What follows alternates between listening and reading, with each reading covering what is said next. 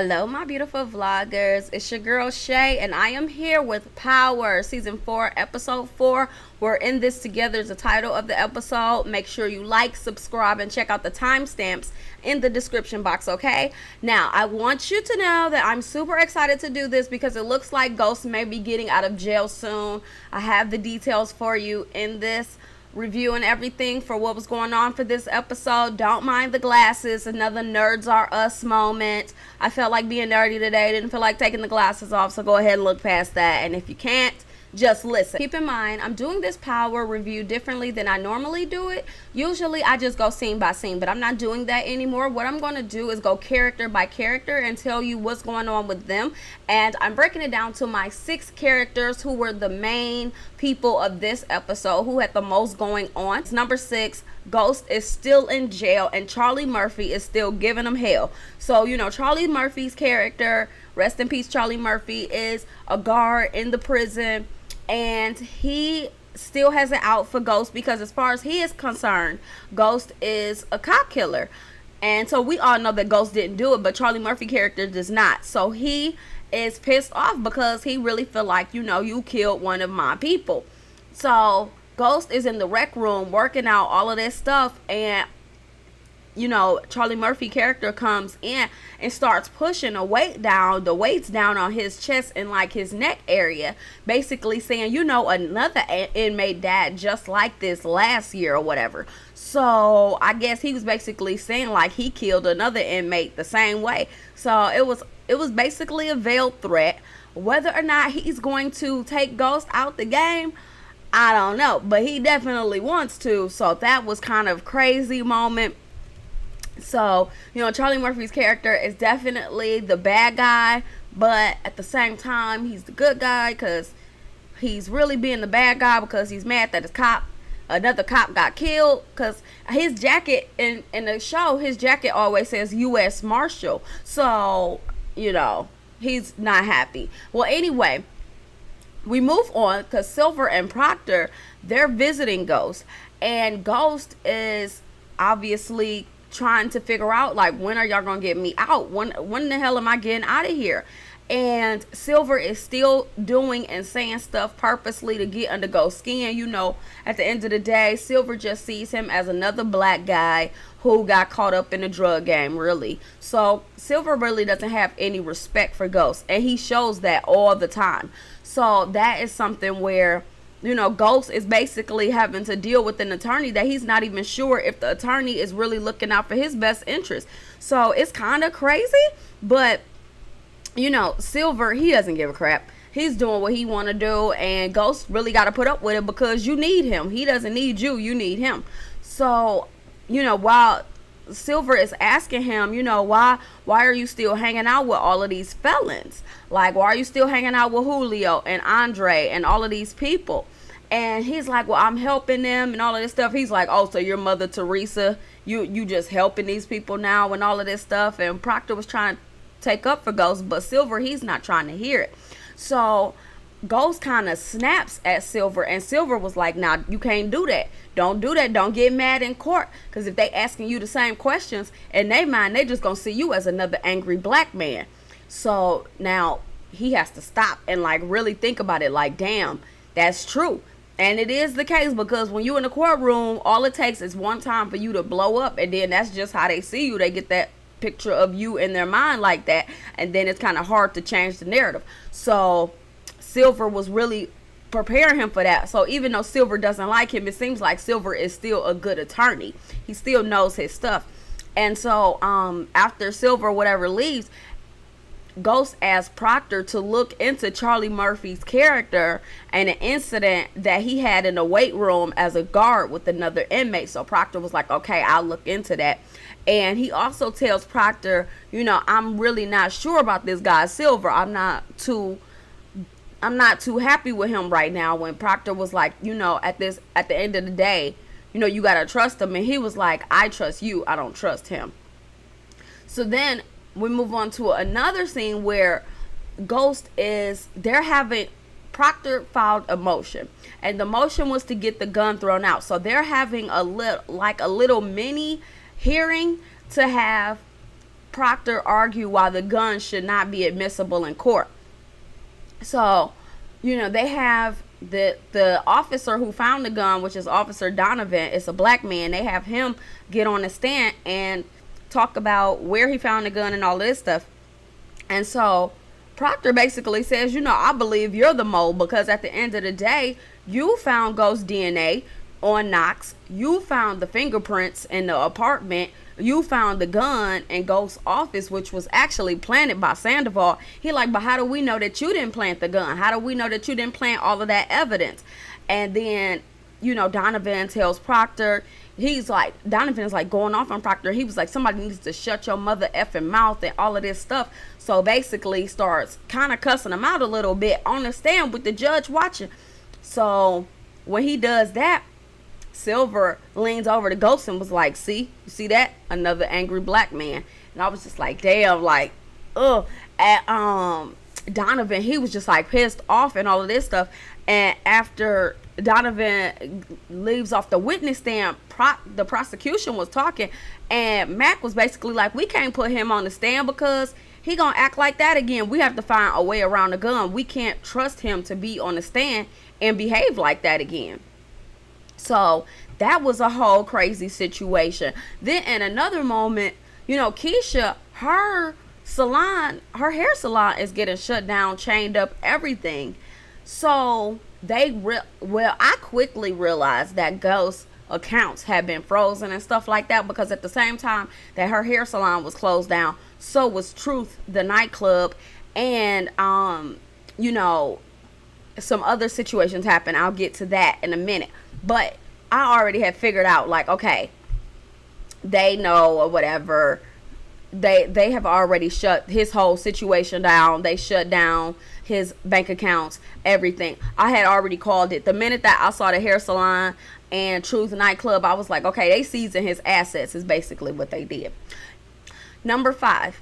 Angela. Okay, so Angela is getting blamed for not pulling the traffic stop footage, because obviously the judge threw all of that out, because the judge was like, well, y'all didn't tell us, so it kind of looks like y'all were trying to hide something. Well, the judge didn't throw it out. What the judge said was that Proctor could make it seem like they did it intentionally, which could prejudice the jury against the prosecution. So they decided just not to use the footage or whatever. So they're not going to. And so all of the other people are mad at Angela, including Sandoval. When Sandoval shady ass, he just wants to see anybody go down for this whole situation. As long as it's not him, he doesn't care.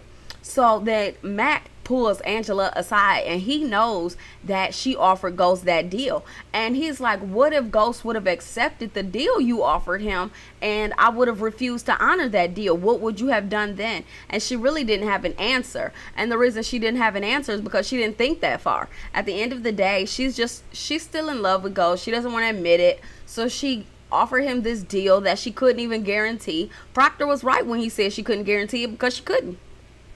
And Mac basically called her to the carpet on it.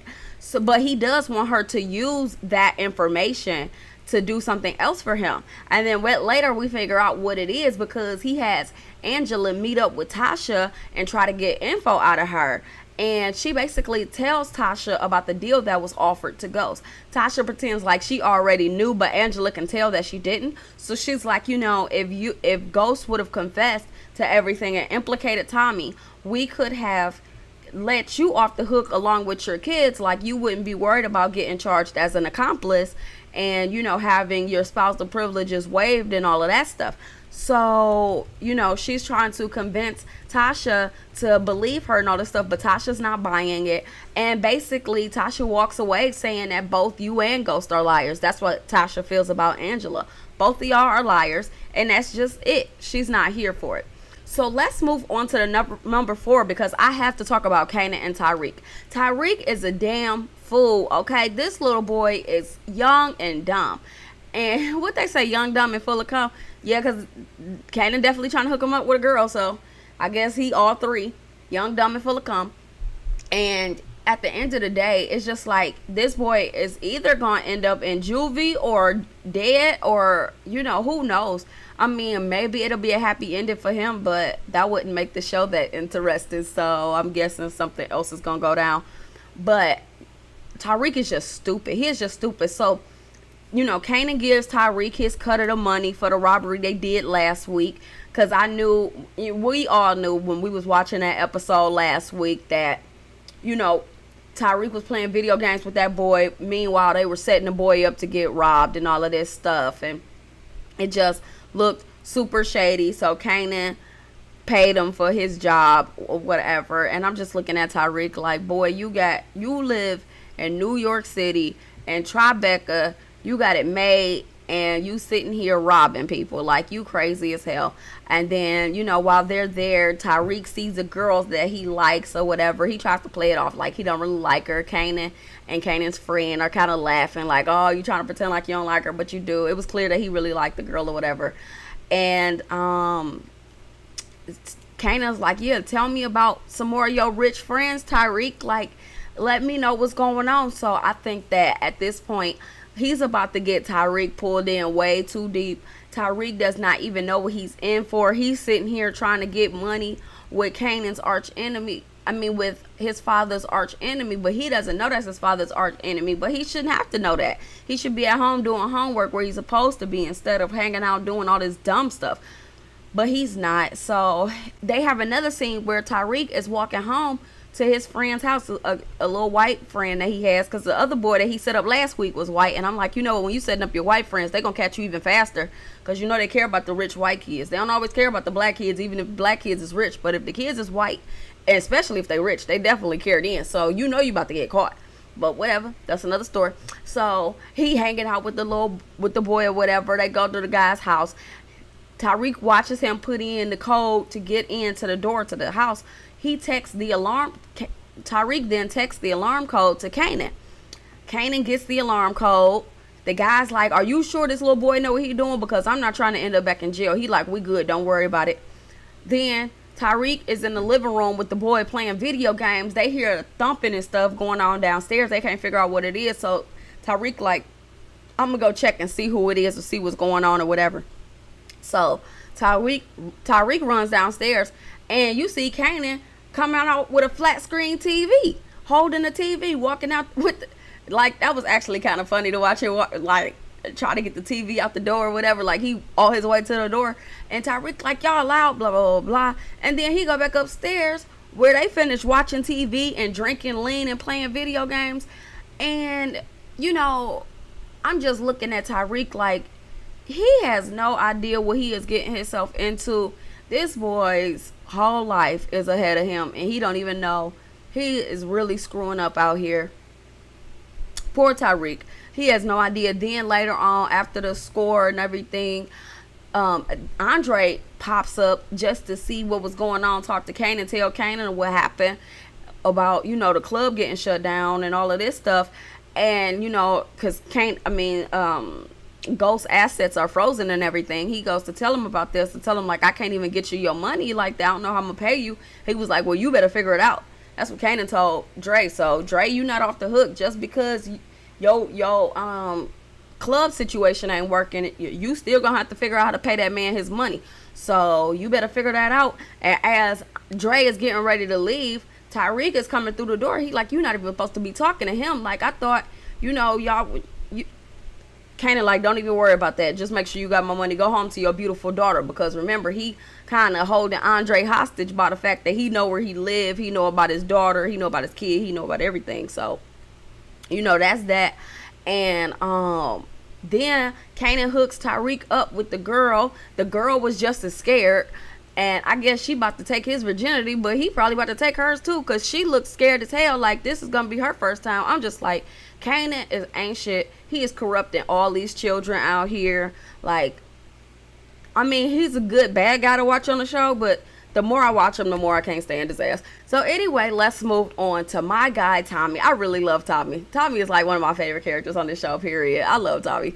So Tommy's crazy ass is into everything. So, Julio finds out that Tommy broke the guy Domingo's leg legs or whatever when he ran him over with the car, because Domingo's boss shows up with the money that's supposed to be paid, and he's like, y'all broke my man's legs and all this stuff. Julio had no idea what the guy was talking about. The guy like, damn, he don't even respect you. You don't even know what's going on out here in these streets. Like, you don't even know.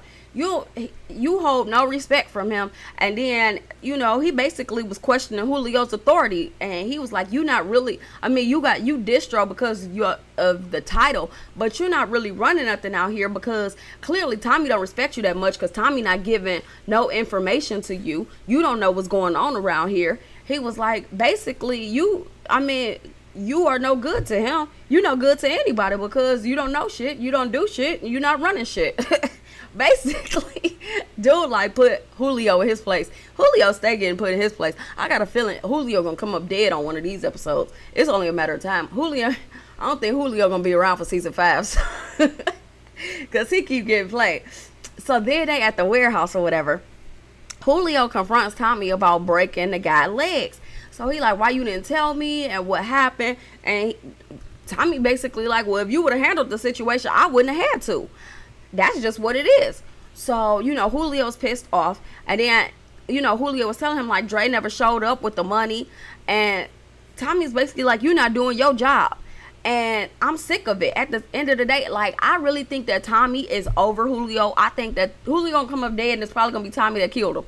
Like, for real. Because, Tommy does not have time for people he gotta babysit. Tommy don't have time for people who pussyfooting around. Tommy don't have time for people who not doing what they supposed to be doing. Like, at the end of the day, Tommy will put your ass in your place. And if your place is 6 feet under, that's where the hell you will be fucking with Tommy. Okay? That's just the bottom line. So then Tommy drops off the money to raise these people for the little bribe money to keep Ghost from people finding out who Ghost really is, because Therese knows and he's bribing them and all that stuff. So Tommy drops off the money. Therese's wife wants to know who Tommy is, and then she gets all upset because when the guy calls to tell Therese like, hey, yeah, we got the money and it was him and all of this stuff, she's like, who was he? Whatever. And Therese never kept secrets from me and all this stuff. I think the secret is about to be that Therese is Tommy's father. Now, y'all tell me if y'all disagree. I asked Therese's guy, like, did y'all have anything to do with the Scaletti murder and all of this stuff? The guy made like a little facial expression. You could tell he knew who Scaletti was and all of this stuff. So, after that happened, Tommy and Keisha, Tommy goes to see her.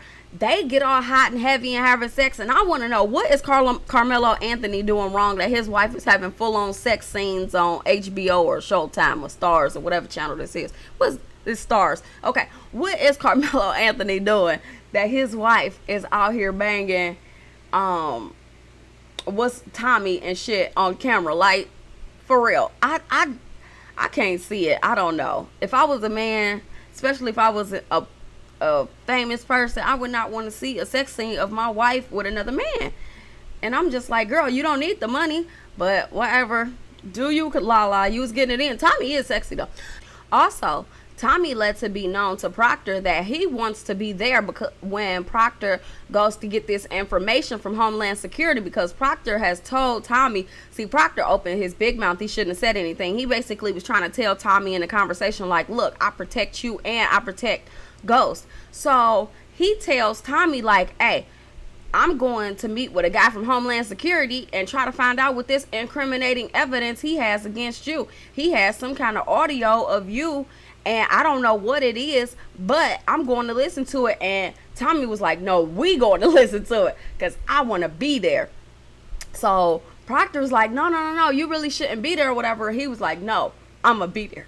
So Tommy has basically told Proctor, you have no choice. I'm going to be in the room. I want to be there when everything goes down. I want to hear what information that they have against me. So then later on, Therese, because we back in the prison and Ghost is by himself in the room. Therese walks in. It was another guy in there and the guy walked out. So it's Therese and Ghost in a little rec room or whatever. So they get to talking about Tommy, and he says he wants to meet Tommy because, Tommy has already dropped off the money and all of this stuff. And he says, we got the money and we want to keep getting it every week. And also, I want you to schedule a visit so I can meet Tommy and all of this stuff. And Ghost put his foot down. Ghost was like, nope, it's not about to be any more money. And he like, what? Are you crazy? He like, I got all this information. He was like, I know about who you are. I bet the prosecution would love to know who you are, this, and that, and all of this stuff. He was like, well, I got information on you too, and I know that you murdered Scaletti, because that's what Tommy was asking the guy when he dropped the money off, like, who is Scaletti, all this stuff. So did y'all murder Scaletti and all this stuff? So he was like, you know, and I can prove it. Now Ghost don't have any proof, but he bluffing. He like, I can prove it. And the guy was like, well, I'm in here for life, so it won't make a difference. He like, yeah, but it'll make a difference to your wife, because I bet you your wife don't want to see you having a new trial. And I bet the Scaletti family won't be too happy to find out that you the one who murdered their father, and they would love to find out where your wife live, and it won't take them a long time to find your wife. So basically saying like, your wife will come up dead behind this information. So that's when you know, he went ahead, Therese went ahead and calmed that down right quick, and he was like, go ahead and nod if you agree. So then Therese nodded. So off of the information that Tommy was able to give to Ghost was able to give out from under the whole bribing situation. So now he don't have to pay Therese $20,000 a week. But I have a feeling this will not be the end of it, because Therese really wants to meet Tommy. And the wife always says Therese doesn't have any children. He doesn't have any children. I really believe this is paving the way to say that Tommy is Therese's son. But that's just my theory. What's y'all's? Okay. So then the number 3 on the list number 3 is going to be Miss Tasha. Okay. So, you know, Keisha knows Tommy slept over Tasha's house, and she's jealous about it, and she's talking to Tasha like, what is your husband gonna feel about, you know, his best friend sleeping on your couch and all of this stuff? And Tasha's not really thinking anything of what she's asking, but it really boils down to that Keisha feels like every time she has something, Tasha tries to take it from her. So, you know, Keisha saying all this stuff, and Tasha's just like, whatever, girl. Like, she not even really paying any attention. And then Tasha tells Keisha how, you know, Ghost turned down the deal and everything, and that deal could have protected her, and it could have protected their kids and all of this stuff. So she's really not happy about that. And so, you know, Keisha like, what are you gonna do? You got to start thinking about yourself, girl. You know, you got to make sure that you protected, just your family protected. And I agree. You know what I'm saying? You got to look out for you, because Ghost been looking out for himself for a long time. That's just my theory. So after that, Tasha then goes and visits Ghost while he's locked up, and she's like, you know, listen, I know what happened with you. I know that you turned down this deal, and we are going to make a decision that from now on, if anybody comes to you, you're going to consult with me before you say yay or nay to anything. You will not make any decisions without talking to me first, without consulting me first. We are in this together, because I could have took a deal and threw you under the bus. So be very careful from now on. And I was just like, go ahead, Tasha, put your foot down, let him know what it is. Don't let this man have you out here doing everything for him, and he ain't looking out for you. Make him go through you, make him talk to you, make him tell you what's going on. So Tasha not here for it. Tasha was flat out like, from now on, you talk to me first before you make any decisions. And got up and walked out like a boss. I was like, that's how you do it, girl. And then after that, she takes the kids to school, and you know, it looked like the principal and maybe some parents and the teachers or whatever was looking at her kind of funny, you know, talking little snide remarks. And she approaches them. She approaches the principal, whoever this lady is. I'm thinking it's the principal. I think it's the same lady who suspended Tariq when he brought that gun to school last year. And she was like, listen, you know, it's a situation. My daughter's being photographed. We pay y'all enough and all of this stuff, and y'all protect my daughter. And the principal was like, well, first of all, your daughter is the first student we've ever had who had an issue with the paparazzi. It's the first child we've ever had whose parent was accused of killing a federal agent. So it's just like, it's a new circumstance. This is not something we're used to. So, you know, Tasha is really upset. And she's like, look, y'all need to figure out how to protect my kids. We pay y'all enough money. And she was like, well, actually, your check bounced. She was basically like, your money got returned and all of this stuff, and y'all have to the end of the week to come up with the money, and if y'all don't do that, your kids will be suspended.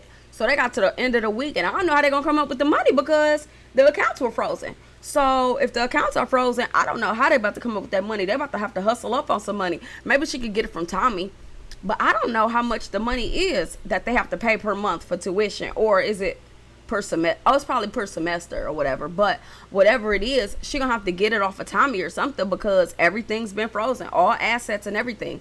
So she got to get it off of somebody, because other than that, she ain't gonna have the money. And Ghost cleaned out all of those safety deposit boxes and all of that stuff, so she don't have money just laying around. He literally took all of that. They probably gonna have to move too, otherwise she gonna have to find a way to pay that rent too, because they don't own that place, they just renting it. So it's like, girl, y'all don't have no assets. That's a shame. So anyway, then we go to Dre. Dre is my number 2 character, because Dre moving up in the world, because Julio stopped by to ask Dre a couple questions, because when Tommy and Julio had met up last episode, Dre had mentioned to Tommy that Julio, when he was questioned by the feds, had been kept longer. So now Julio was approaching Dre like, why did you say that I had been kept longer and all of this stuff? And he was like, oh no, I didn't tell Tommy that. Dre did tell him that, but Dre is playing all sides right now. Dre trying to get in where he fit in. I think that Dre wants to replace Julio, and now he trying to make Julio look incompetent, but it ain't that hard, because Julio really ain't on his job like he should be. But Dre trying to make Julio look bad. So he like, oh no, I didn't tell him that, but Dre did tell him that. But he telling him, I ain't telling him that. No, I ain't said nothing like that. And then he give Julio like a little handshake. Oh, he's like, yeah, brother, we in this together. It's me and you, blah blah blah. I'm like, don't trust him. Don't trust him. Cause Dre ain't here for nobody but Dre, okay? And then and then the guy who was Domingo's boss, the one who Julio had an issue with earlier, because he was telling him like, yo, Tommy broke my dude legs and all this stuff. That guy goes to see Dre, and they talking, and Domingo's boss is like, listen, the boy Julio, he messing up out here. He making bad decisions and all of this stuff. And Dre just listening and soaking it all up. So the reason why I gave Dre a number on this list, is because I think that Dre is one to watch on this show. I think that Dre is about to make a major come up. Dre is about to make a move to get Julio's spot. Dre is about to see how he can push Julio out the way. Tommy already sick of Julio, so it ain't gonna be that difficult. So he gonna slap Julio out of position and take Julio's spot, and Julio gonna end up dead because Tommy already sick of him. And the number 1 person of this episode, okay, listen, it was none other than Proctor. Proctor got all the drama happening, okay? So let's get into what's going on with Proctor, okay?